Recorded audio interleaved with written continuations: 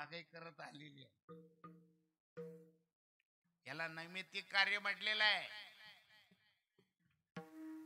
का माता पितर मरणे अंकित जे दिवास विठाला विठाला विठाला विठाला विठाला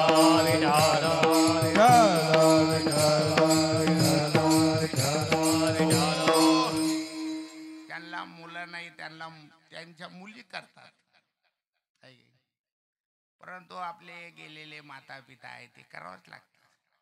मला वाटतं आता संगमनेर तालुक्यामध्ये त्यांना त्या मातोश्री गेलात, त्यांचं स्मरण देन त्यांच्या कन्येनं केलं. मग पुत्र असो किंवा कन्या असो, हे कशा करता लागतं? हे आपल्या गेलेली जे पूर्वज आहे ना, त्याचा उद्धार करण्याकरता हे लागा त्या महाराज आहे काय. संसारामध्ये आपल्याला मुलं मुली याच करता लागतात. कारण ज्ञानेश्वर महाराज म्हणतात, नुसता आकाराने माणसं जन्माला आली म्हणजे का ती का माणसं ठरतात असे थोडेच आहे. जे उपकार जाणतात ते माणसं आहे. असेच तुम्हाला समाजामध्ये काही भाग पाहायला मिळतात ना.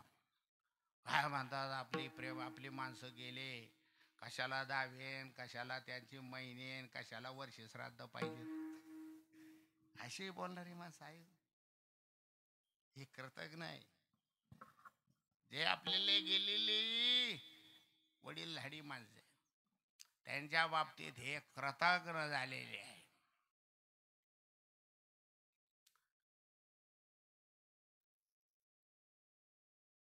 म्हणून कुळामध्ये जे आहे संतती याच करता लागते. आपले गेलेले जे पितर आहे त्यांचा उद्धार करण्याकरता त्यांनी पुण्यकर्म केलं पाहिजे. आज आपल्या पित्याचं प्रथम स्मरण दिन त्यांचे 3 चिरंजीव करतात.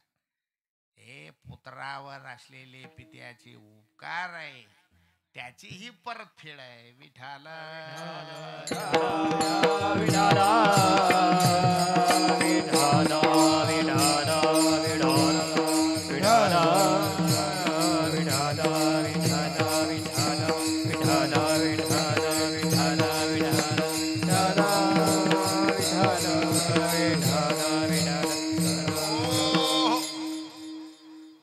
ज्ञानेश्वर महाराज कीर्तनातून मनुष्य मात्राला उपदेश करतात. आता जसे संगमनेरून माऊली महाराज आले आणि तुम्हाला उपदेश करून राहिले, त्या पद्धतीत 700 वर्ष झाली. ज्ञानेश्वर महाराजांच्या समोर हजारो लोक पुढं महाराजांचा उपदेश ग्रहण करण्याकरता, श्रवण करण्याकरता पुढं बसलेले आहे. ज्ञानेश्वर महाराज आपल्या अधिकार वाणीतून समाजाला हा उपदेश करतात. माऊली म्हणतात, तोच मनुष्य आहे, मनुष्य मात्र आहे, स्त्री असो पुरुष असो. जे उपकार जाणतात तेच माणसं आहे. जे कोणाचे उपकार जाणत नाही, मानत नाही, त्यांना माणसं म्हणू नका. मग आगा पृथ्वीवरी पाषाण नसते काही. जसे जमिनीवर दगड पडलेले ना, दगडात त्याच्यात काहीच फरक नाही. तुम्ही म्हणतो असून माणसाकडं दगड राहतात. आता ते त्या दगडात ते निर्जीव दगड आहे, आणि हे जे दगड आहे ना, ते उपकार जाणत नाही, ते हे जिवंत आहे. हा, हे जिवंत दगड आहे, ते मेलेले दगड आहे. निर्जीव आहे, त्याचे जीव नाही, याच्यात जीव आहे. आता माऊली म्हणतात दगडात त्यांच्यात काय फरक आहे.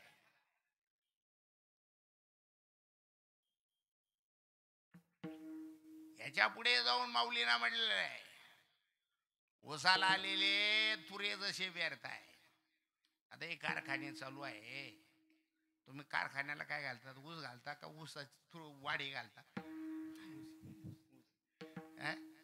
त्या वाढ्याला वर तुर येत. ऊस तोडून नेल्यानंतर ते वाढे आहे का नाही, आपण जनावरांना घालतो. जनावरा पुढे जर ती वाढी टाकली ना, तर ते जनावर सुद्धा त्या ऊसाला आलेल्या तुऱ्याला तोड नाही लय. म्हणजे इतकं टाकावं असतं. जनावर सुद्धा ते खात नाही. वाढे खातात, पण त्याला आलेल्या तुऱ्याला कुठं खातात? मग ऊसाला आलेली तुरे यांच्यात काय फरक आहे? ज्ञानेश्वर महाराज याच्या पुढे जाऊन माऊलीला म्हटलेलं आहे, साबरे वाडीनल्या सरळा, वरी फळ आत पोकळा, कास्तन झाली गळा शिडीची. साबरीचे किती मोठे मोठे बन झाले, त्याचा काय उपयोग आहे? असं कुठं घडलं काय? माऊली म्हणतात, कुणी शेतकऱ्याने साबरकांडीचं झाड तोडलं, साळून सोडून त्याचा सपराला वासा टाकला. माऊली आता आत पोकळा. अरे ते इतकं पोकळ असतं ना, तुम्ही साबरकांडी तोडा आणि वाळू द्या, आणि ती जळण म्हणून घ्या चुलीत घालायला. अरे पाचड तरी बरं जळत. म्हणजे त्याचा जळण म्हणून सुद्धा उपयोग नाही बाबा. मग जाळायला मग येड्या बाबळी बऱ्या. आता आपल्याकडे आता आपला भाग आहे इकडं, हा फार येड्या बाबळीचा भाग आहे. पण आपले साधू संतांच्या आशीर्वादाने येड्या बाबळी गेल्या, आणि येड्या बाबळीत राहणारी माणसं शहाणी झाली ना. नाही तर पहिलं सारे येड्या बाबळीच होते इकडं, आहे गे. माणसं शहाणी झाली.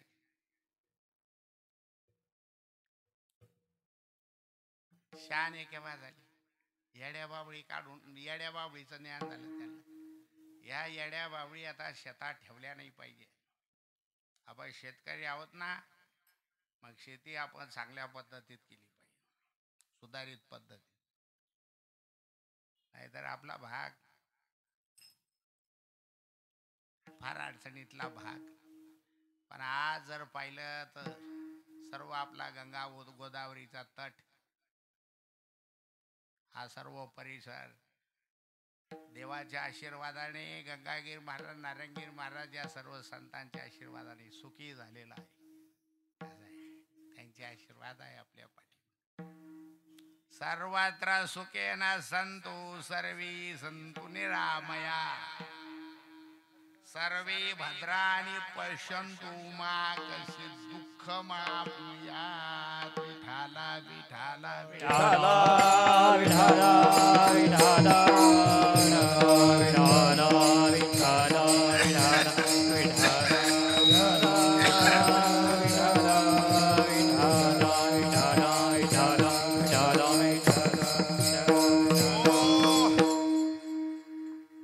आपण शेतकरी आहोत ना, मग या संतांच्या विचाराने आपलं जीवन कुठंतरी विकसित झालं ना. भगवंताचे विचार या संतांनी आपल्यापर्यंत पोच केली, आज पोच करतात, आपल्याला सांगतात. कृषी गोरक्ष वाणिज्यम वैश्य कर्म स्वभावजम, परिचर्यात्मकम कर्म शूद्रशापी स्वभावजम. आपण शेतकरी कुटुंबात जन्माला आलो ना, वैश्य म्हणून. मग भूमी बीज नांगर ध्येया भांडवलाचा आधार घेऊन लाभ अपार मिळवणे जे. आपण शेतकरी आहोत, चांगली शेती करा, हे भगवंताचे विचार ज्ञानेश्वर महाराज. आणि अलीकडं हे प्रत्यक्ष देवाचे अवतार नारायणगीर महाराज तर नेहमी सांगायचे, अरे प्रपंच चांगला करा, पैसा मिळवा, माड्या बांधा, गाड्या असू द्या, संसारामध्ये सर्वांनी सर्व सुखी झालं पाहिजे. फक्त एवढं सांगायचे ते कुठले व्यसन करू नका. म्हणून नारंगीर महाराजांच्या आशीर्वादाने 5-5 पिढीची आपले वाले घरातली माणसं सारी माळकरी झाली. आपले आजोबा माळकरी नारंगीर महाराजांच केली, आपले वडील केली, असं आहे का नाही? आजोबा पंजोबा मुलं नातू पंतू 5-5 पिढीची माळकरी झाली. नारंगीर महाराजांनी हेच लय मोठं काम केलं. महाराजांनी नेहमी म्हणावा, दारू गांजा मत पियारो अक्कल गुम जाते. दारू गांजा मत पियारो अक्कल गुम हो जाती है. आपने बोलो गाना करत कर, आपने बोलो गाना करत कर, मुंह में मक्खियाँ आती रखना दे बंदे उजार रहना दे, साहेब राजी रखना दे. बंदे उजार रहना दे, साहेब राजी रखना दे. बंदे उजार रहना दे, साहेब राजी रखना दे.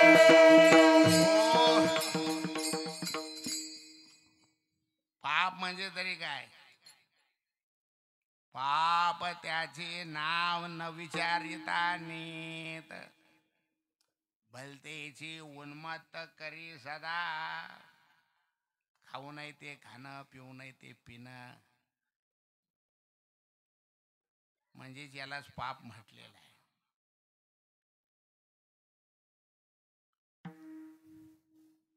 तया पियाच्या पाणी, आखाद्याच्या भोजने. खाऊ नाही ते खाणं, पिऊ नाही ते, त्यामुळे पाप होत असत. या पापातून जीव सुटला पाहिजे, हेच तर या संतांची तळमळ आहे.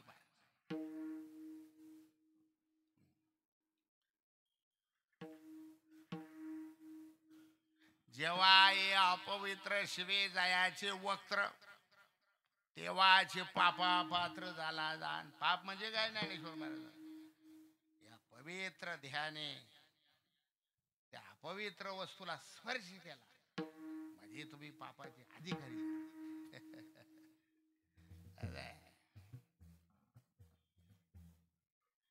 काय किती या संतांनी खाली येऊन समाजाला उपदेश केलेला आहे, तरी माणसं सुधारायला तयार आहे. आता सुधारायचे ते सुधारतात म्हणा. मोहरी तने मांस खावेत, पोटी करू तो गोदान. काशी करवतल्ली मरी, आणते नरक निधान. तुमच्या पोटामध्ये ना मोरी म्हणजे मोरी नावाची वस्तू असते, आहे की नाही? तुम्ही शेतकरी आहात, तुम्ही शेतीत पिकवतात ना, मोरी झालं, तीळ झाले, अशी बारीक वस्तू असते. एवढा जरी मांस तुमच्या पोटामध्ये गेलं ना, एखाद्या पशुचं म्हणा, पक्ष्याचं म्हणा, तर हे पाप घालवण्याकरता तुम्ही कुटी गाई दान जरी केल्या ना, तरी ते पाप फिटत नाही. बार एकाना ते पाप फेडण्याकरता कुटी गाई दान केल्या, कबीर महाराज म्हणतात, पाप फिटलं नाही. मग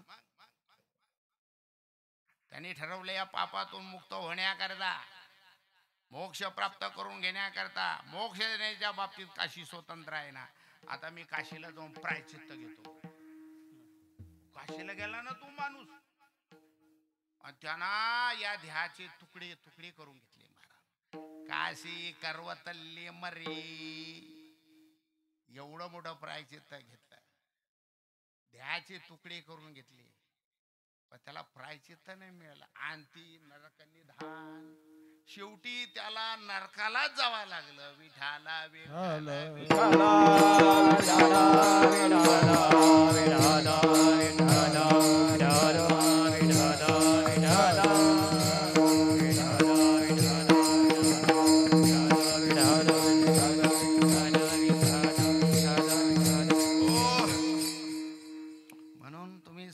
संतांचं ऐकत जा. तुम्ही एक संतांचा एक शब्द जरी तुम्ही घेऊन गेले ना संसारामध्ये, तरी तुमच्या जीवनाचा उद्धार करणार आहे. एक एक शब्द. तुम्ही 2 तास कीर्तन केलं एखाद्या महाराजांनी, महात्म्याने, आणि त्याचा एक शब्द तुमच्या आयुष्याचा उद्धार करणार आहे. तुमच्या उद्धाराचा मार्ग मोकळा करणार आहे. चालू झालं, जाऊ द्या. ज्ञानेश्वर महाराज म्हणतात,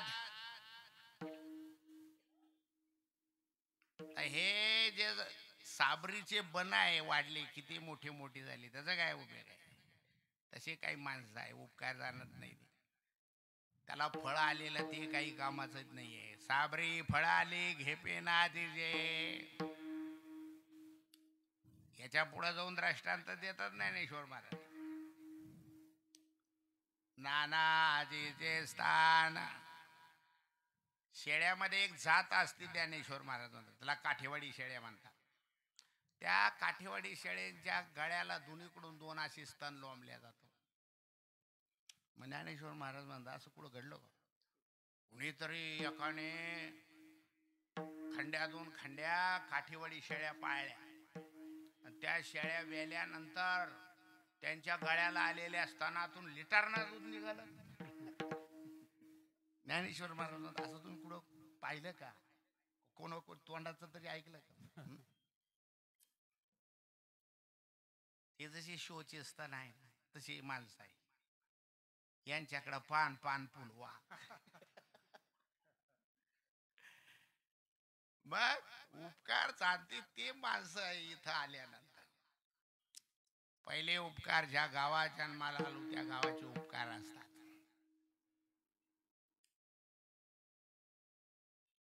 ज्या कुटुंबात आपण जन्माला आलो त्या कुटुंबाचे आपल्यावर उपकार असतात.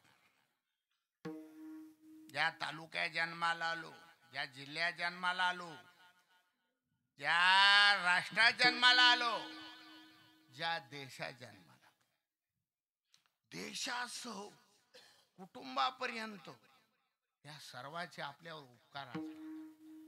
आणि ते उपकार आपल्या दृष्टी समोर ठेवून मनुष्य मात्राने जगलं पाहिजे. केले उपकार सांगू मी काय, बापा कैरी ऐसी माया, धर्मे त्यांचे देखिले पाया.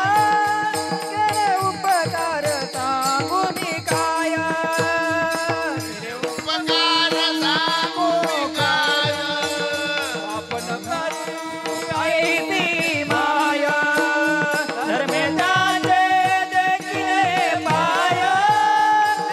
अक्षय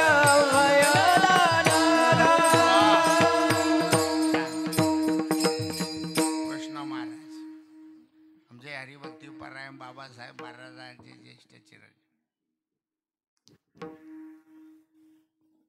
चांगलं प्रमाण दिलं. मला सांगायचं काय, हे सर्वांचे उपकार दृष्टी समोर ठेवून जगलं पाहिजे ज्ञानेश्वर महाराज.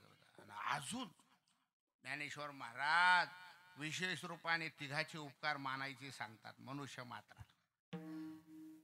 पहिले उपकार देवाचे माना प्रत्येकानं. दुसरे उपकार आपल्याला जन्म देणारे माता पित्याचे माना. आणि तिसरे उपकार या भूतलावर अवताराला आलेल्या संतांचे माना. पहिले उपकार देवाचे मानावं लागणार आहे मनुष्य मात्राला. का? हा ध्येय तुम्हाला देवाने दिलेला आहे. असं आहे, देवे दिला देह भजना दिला देह भजना देला भजना गोमना भजना गोमना. तोया झाला फाटा बालिकेचा, तोया झाला फाटा बालिकेचा, तोया झाला फाटा बालिकेचा. म्हणून या भूलोकामध्ये भगवान सुद्धा सांगतात गीतेतून, इंद्रियाणी परन्यावर इंद्रियभ्य परम मनः, मनसस्तु परा बुद्धिर्यो बुद्धी परतस्तु सहा. या मृत्यू लोकामध्ये तुम्हाला अन्य इतर ध्येय मिळतील, पण हा मनुष्य ध्येय मिळणार नाही. आणि हा मिळाला तुम्हाला, सर्व ध्येयामध्ये हा मनुष्य ध्येय श्रेष्ठ आहे. इतर जे आले संसाराला, इतर जेवढे ध्येय आहे, हे आपले सुखदुःखाचे भोग भोगायला इथं आलेले आहे. आणि हा मनुष्य देह या जन्म मरणातून एकदम मरणाला मारून टाकण्याकरता इथं आलेला आहे की नाही. तैसे येण्याचे शरीरा येणे सरे किंबहुना येरधारे चिरा पडे. माऊली म्हणणारे फार काय सांगू, तुम्ही या मनुष्य ध्याने आपलं जन्म मरण मारू शकतात. विठाला विठाला विठाला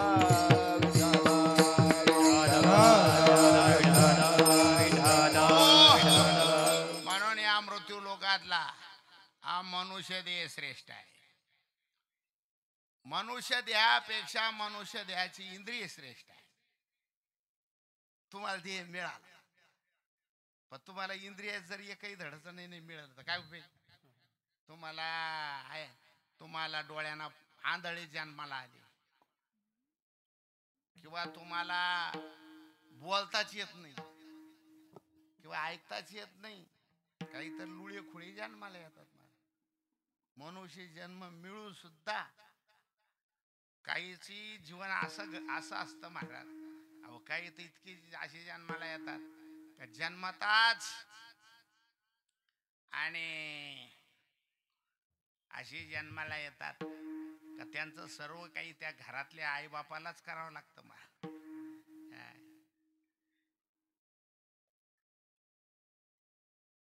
त्यांची मेंदू कार्य करत नाही, बुद्धी नाही, ज्ञान नाही, काही कळतच नाहीये. म्हणून मनुष्य देहापेक्षा मनुष्य देहाची इंद्रिय श्रेष्ठ आहे. मनुष्य देहाच्या इंद्रियापेक्षा मनुष्य देहाचं मन श्रेष्ठ आहे. मनुष्य देहाच्या मनापेक्षा मनुष्य देहाची बुद्धी श्रेष्ठ आहे. आणि या मनुष्य देहाच्या बुद्धीपेक्षा तो परमात्मा श्रेष्ठ आहे. तुम्ही जर या मनुष्य देहाच्या ज्ञानानं आणि बुद्धीनं जर त्या देवाची प्राप्ती करून घेतली नाही ना, तर तुमचं ज्ञान आणि तुमची बुद्धी काहीच कामाची नाही. बुद्धी निश्चय आत्मज्ञान असं आहे. म्हणून मनुष्य देहाची बुद्धी, स्त्री असो पुरुष असो, सात्विक बुद्धी तुम्हाला देव दाखवून देणारी आहे. आणि राजस बुद्धी जी आहे ना, राजस तामस बुद्धी, हे इथं आल्यानंतर निव्वळ संसार करण्याची बुद्धी आहे. संसार करू नये असं नाही आहे, संसारात राहून त्या बुद्धीचा उपयोग तुम्ही देवा करता केला पाहिजे. शरीर उत्तम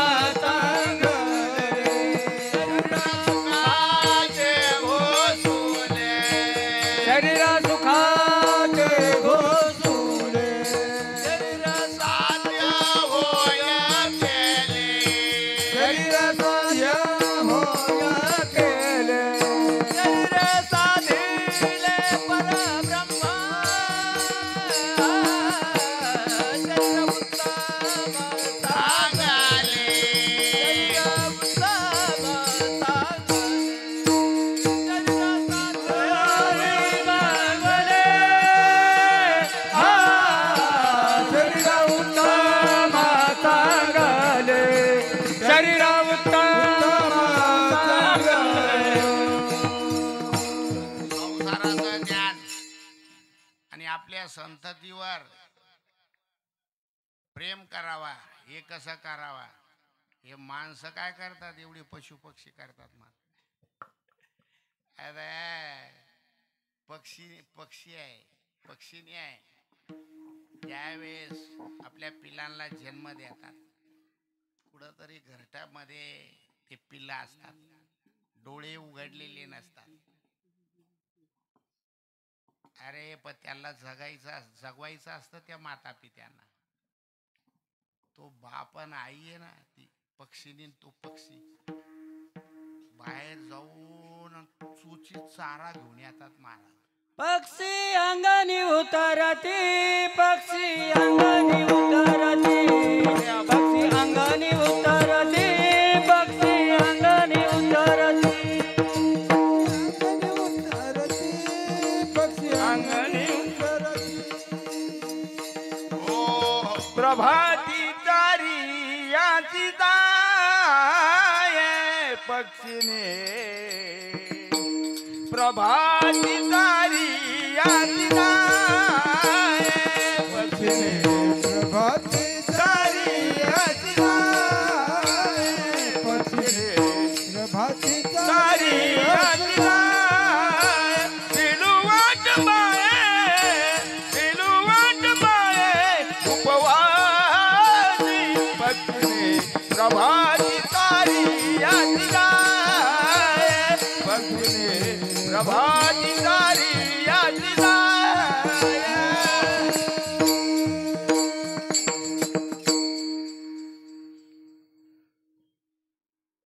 आपल्या संततीवर पशु पक्षी किती प्रेम करतात आहे काय. दोरावणे कैसा वसाचा बळी, केवढं प्रेम असतं त्या गाईचं. गाईला बाला घालून मालकाला धुवा लागत, परंतु तेच गाय भाल्या वाचून त्या आपल्या बछड्याला दूध पाजते. त्याच्याकरता ती दूध देते. चला चला चला, त्या पशु पक्ष्यांना सुद्धा हे ज्ञान आहे संसाराचं, पण परमार्थाचं ज्ञान कुठे आहे. परमार्थाचं ज्ञान फक्त मनुष्य मात्राला आहे.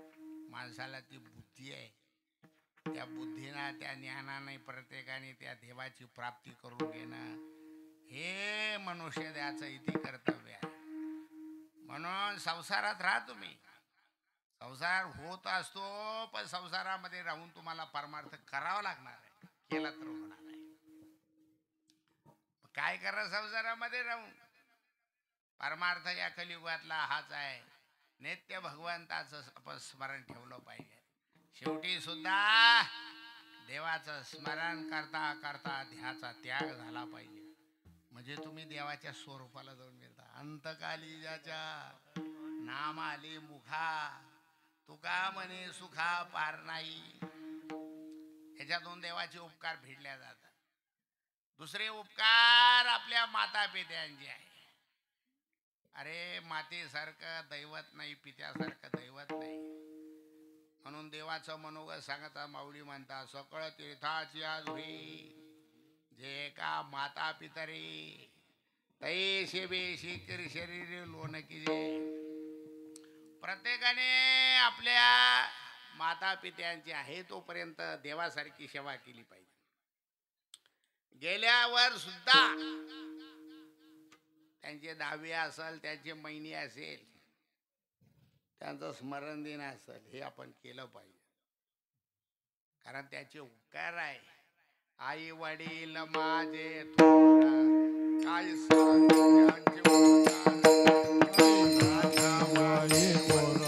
काय काय असतो त्यांचा आधार. आई माझे सागर दिलातीने जीवना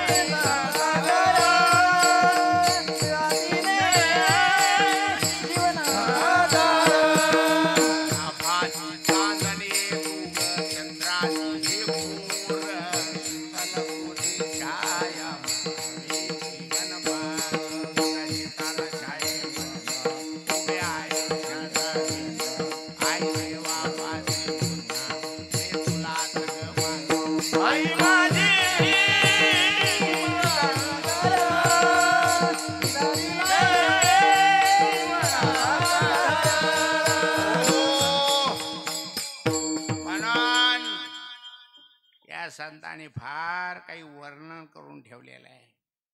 तुका म्हणे मायबापे अवघी देवाची स्वरूपे. देवच या मृत्यू लोकामध्ये तुम्हाला देवच आपल्या आई वडिलाच्या रूपाने प्राप्त झालेला आहे. तुम्ही ना आपल्या माता पित्याची सेवा जर देवासारखी केली ना, तुम्हाला देव शोधायची सुद्धा गरज नाही. देव तुमचा शोध घेत येतो महाराज. जे पाहिजे ते तुम्हाला देतो. फक्त आई वडिलाची सेवा करा. माय बाप केवळ कासे.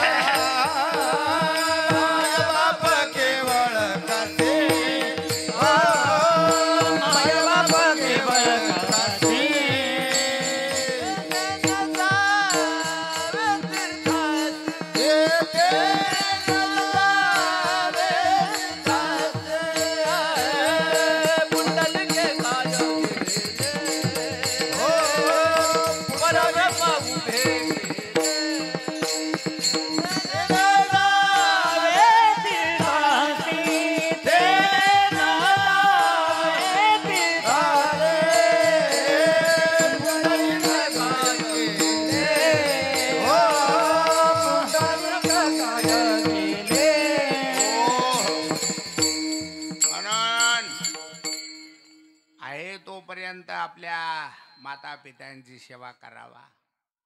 गेल्यावर सुद्धा हे त्यांचं स्मरण दिन केलं पाहिजे. याच्यातून आता हे 3 पुत्र आहेत त्यांचे.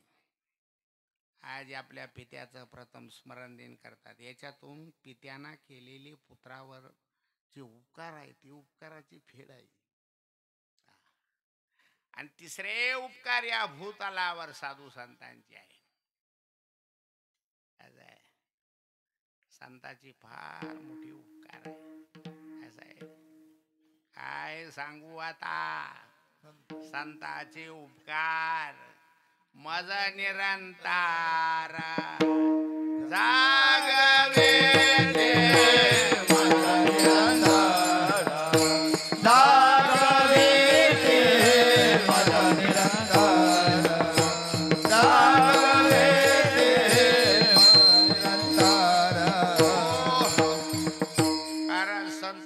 जागी असतात तिथं सर्वसामान्य जीव झोपलेला असतो. जिथं जीव झोपलेला आहे तिथं संत जागी आहे. म्हणून झोपलेल्या जीवाला संत जागी करत असतात. भगवान सांगतात या निशा सर्वभूतानां येषां जागृती संयमी येषां जागृती भूतानि या निशा पश्यतो मुनी. जिथं संत जागी आहे तिथं संसारी जीव झोपलेला आहे. मग देवाच्या प्राप्तीच्या संदर्भामध्ये संसारी जीव झोपलेला आहे ना. म्हणून या झोपलेल्या संसारामध्ये झोपलेल्या जीवाला तर संत उठवतात. जागी का उठा जागी उठा जागे वारे आता.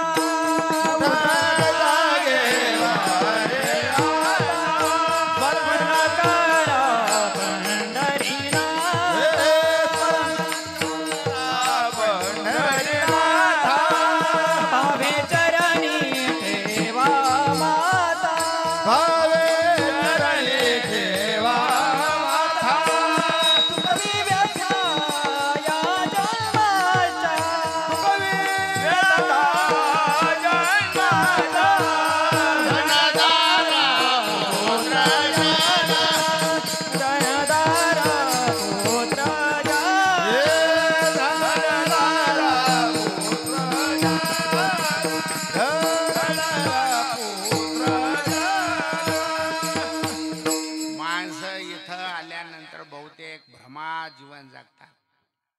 भ्रम म्हणजे अज्ञान आहे.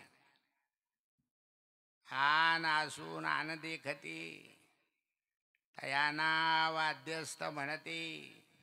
जैसा शुक्ती के माझी रजत भ्रांती दोरा ते म्हणते महासर्प. रात्रीच्या प्रसंगाला अंधारामध्ये कुणीतरी चाललेला आहे.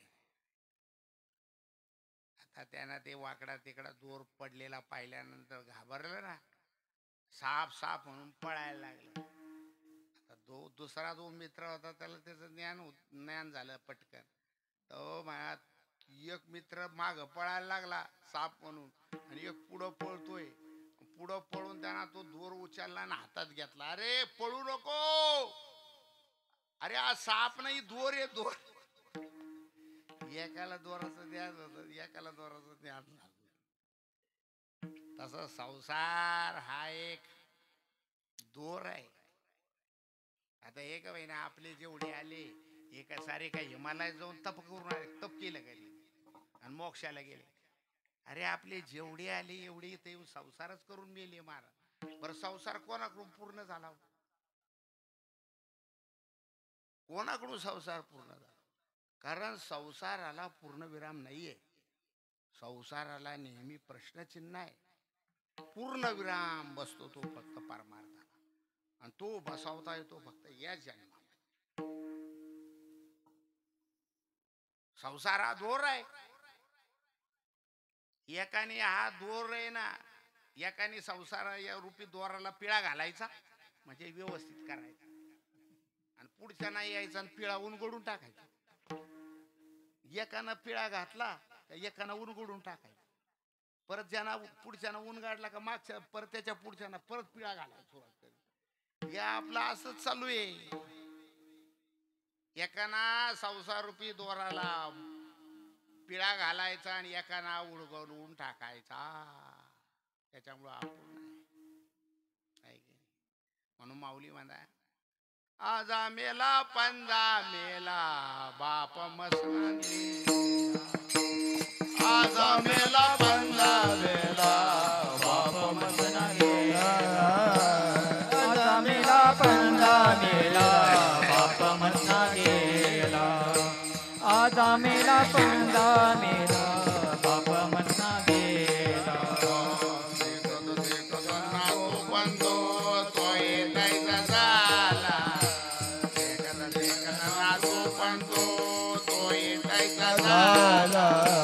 उठा उठा जागा पाहिजे,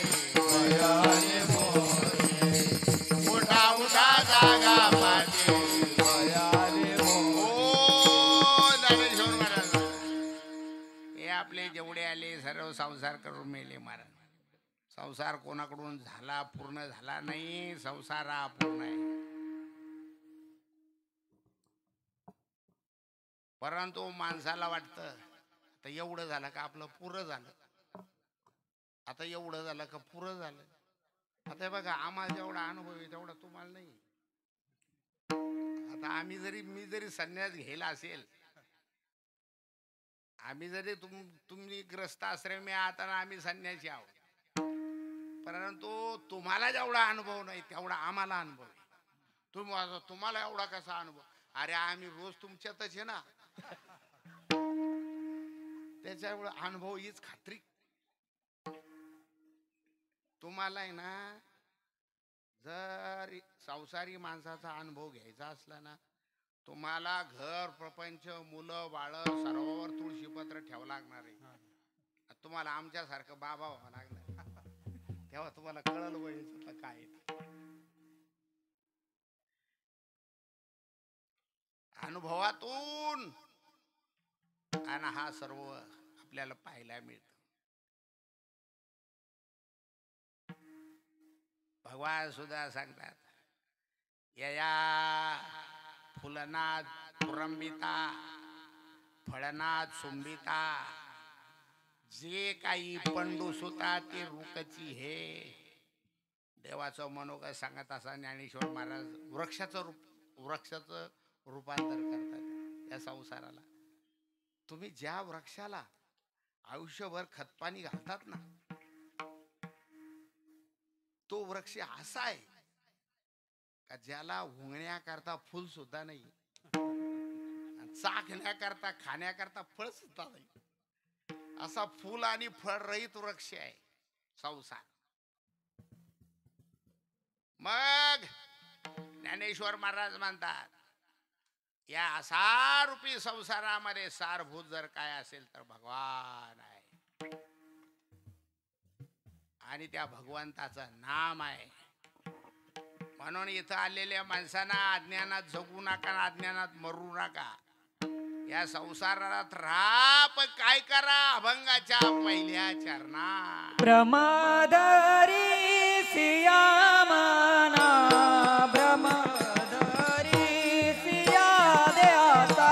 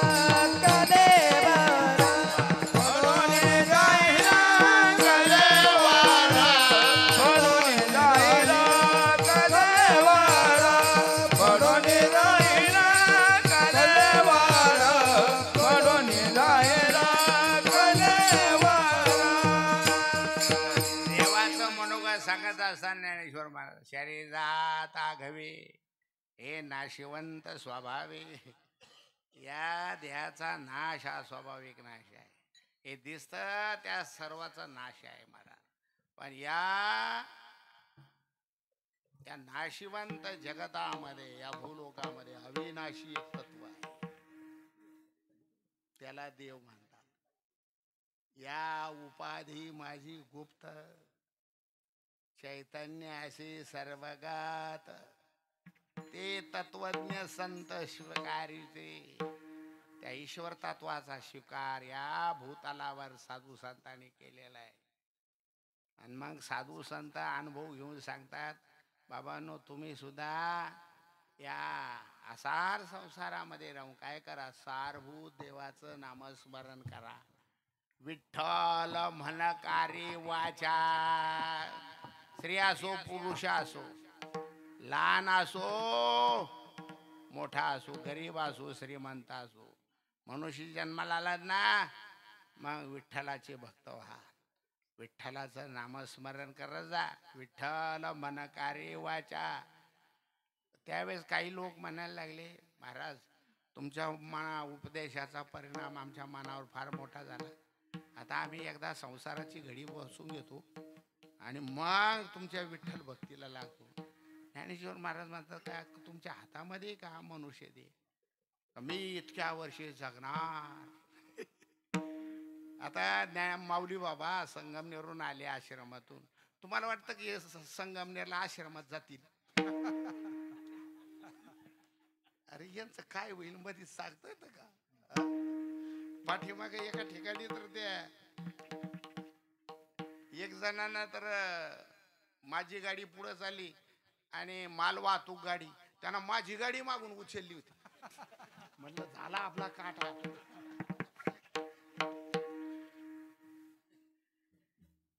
आता बघा, आम्ही तर जिवंत असून मेलेले माणसं आहे. वेद व्यासाने म्हटले, जिवंतो पिमृतो पंचो व्यासेन परिकीर्तिता, दारिद्र्य व्याधी तो मूर्ख प्रवासी नित्य सेवका. वेद व्यासाने म्हटले 4 माणसं जिवंत असून मेलेले इथं. त्याच्यामध्ये नंबर आहे, जो मनुष्य जन्माला येऊन नेहमी दुःख दारिद्र्य भोगतो तो,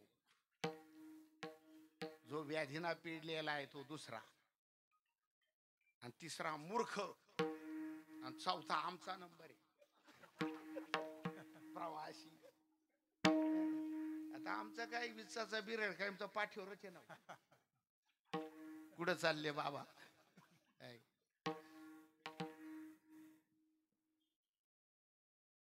चाललं जाऊ द्या, मला सांगायचं काय, माणसाची गॅरंटी नाही आहे. क्या जीवन के प्रक्रियास हातो में नाही तेरा घास आहे का नाही. म्हणून तर या संतांनी म्हटलेलं आहे, नाही कुणाचे कोणी, नाही कुणाचे कोणी,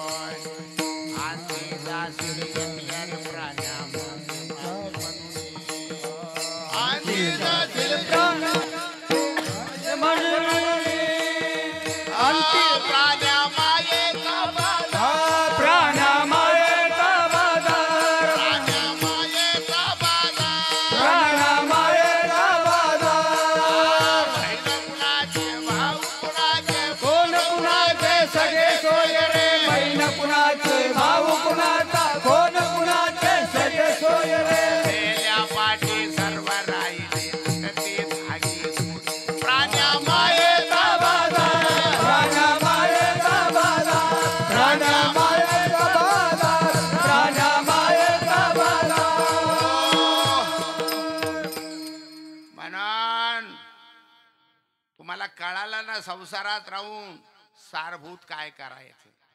विठ्ठल म्हणकारी वाचा, वाचेन मुखाने देवाचं नामस्मरण करा. विठ्ठलाचं ज्या मनुष्य देहाच्या वाचेनं वाणीना तू त्या विठ्ठलाचं भक्त होऊन भजन करणारे, अरे तो देह तुझ्या हातावर केव्हा तुरे देऊन निघून जाईल काही सांगता येईल का. तेच महाराज अभंगाच्या दुसऱ्या चरणात सांगतात, पडोनी जाईन कलेवरा, पडोनी जाईन